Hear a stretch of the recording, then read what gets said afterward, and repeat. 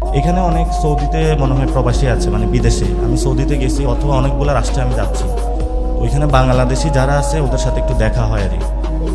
মানে খুবই দুঃখ কষ্ট আছে, যে দুঃখ কষ্টগুলো এখানে বর্ণনা করা সম্ভব না।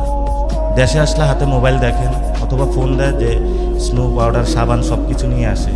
ওইখানে যে কী অবস্থায় আছে ওটা যদি আপনি অ্যাটলিস্ট স্বপ্নে বা ভিডিওতে দেখতে পারতেন, বলতেন ছেলে তুমি আজকে বিদেশ থেকে চলে আসো। খুবই দুঃখ কষ্ট, যেটা কোনো বর্ণনার করার মতন নয়। আমাদের দিকে এসে রংপুরের মানুষ কাজ করতো না আগে, আমরা খুবই মায়া ভরে যায় ভাত দিতাম যে একটু ভাত খানা, আরে কত কষ্ট করতেছে। এর চেয়ে বেশি কষ্ট করে, এটা বোঝানো সম্ভব না। থাকার জায়গা নাই, ওয়াশরুমের সামনে ঘুমায়া থাকে, রাস্তার মধ্যে পড়ে থাকে, এবং এখানে রাস্তার মধ্যে পড়ে থাকা সম্ভব না, পুলিশ এসে হলো জেলে নিয়ে যায়। আকামা না থাকলে মানে কী যে বাজে অবস্থা, এটা যারা গেছে তারা জানে।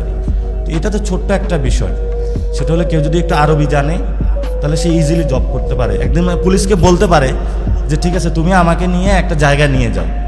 তো এক লোকের সাথে আমাদের ওই যে এদিকে নারানা কোন জায়গা আছে, এক লোকের সাথে দেখা হয়েছে, তারে হলো নিয়ে মরুভূমির মাঝখানে ছেড়ে দিছে দালালরা। সে 6 মাস লাগছে শহরে আসতে, মানে একটু কাজ করে একটু টাকা দেয়, আস্তে আস্তে শহরে আসছে। আসার পরে সে এখন কত 20-30 হাজার টাকার মতন পায়, এবং সে অনেক দুঃখ কষ্টে হলো যে ওইখানের যে তায়েফ, যেখানে তায়েফের যুদ্ধ হয়েছিল ওইখানে গেছে এগুলো পরিষ্কার করে আর এই জায়গাটা।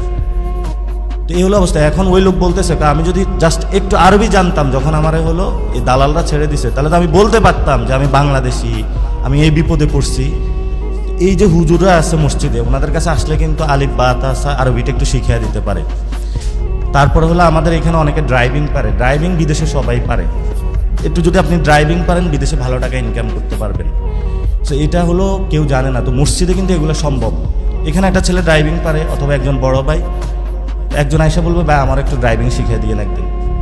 আরেকজনে হাতের একটা কাজ পারে, যেমন বাদল ভাই একটা কাজ পারে, একজনে বললো যে আমার কাজটা শিখিয়ে দিয়ে, তাহলে অনেক কাজটা শিখে হয়ে গেল।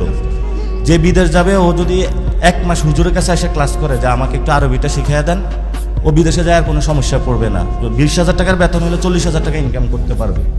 এটা যারা বিদেশ গেছে সবাইকে জিজ্ঞেস করে নেয়। তো এখন তো আমাদের বিদেশে সম্পদ আছে, আর অনেকে গার্মেন্টসে কাজ করে। যারা গার্মেন্টসে কাজ করে ওরা জানে কীভাবে কত কষ্ট করতে হয়। সারা রাত আপনি জাগনা থাকেন বা না থাকেন, দিনে কিন্তু আপনার ডিউটি করতে হবে, অনেক কষ্ট কাজ করা। এখন এলাকায় আসলে হয়তো ঈদের সময় দেখেন যে ছেলে ইনকাম করে পাঠাইছে, কিন্তু দেশে ইনকাম করাটা অনেক কষ্ট, যেটা হলো আমাদের সিনিয়র সিটিজেনরা এখন বুঝে না যে আমাদের জীবনে এত কষ্ট, যে আমাদের জীবন এই কষ্টটা হয় আমাদের এই সামাজিকভাবে নিরাপত্তা না থাকার কারণে, অর্থাৎ একজন একজনকে শিক্ষিত না করার কারণে। এই কষ্টটা হয় আমাদের এই সামাজিকভাবে নিরাপত্তা না থাকার কারণে।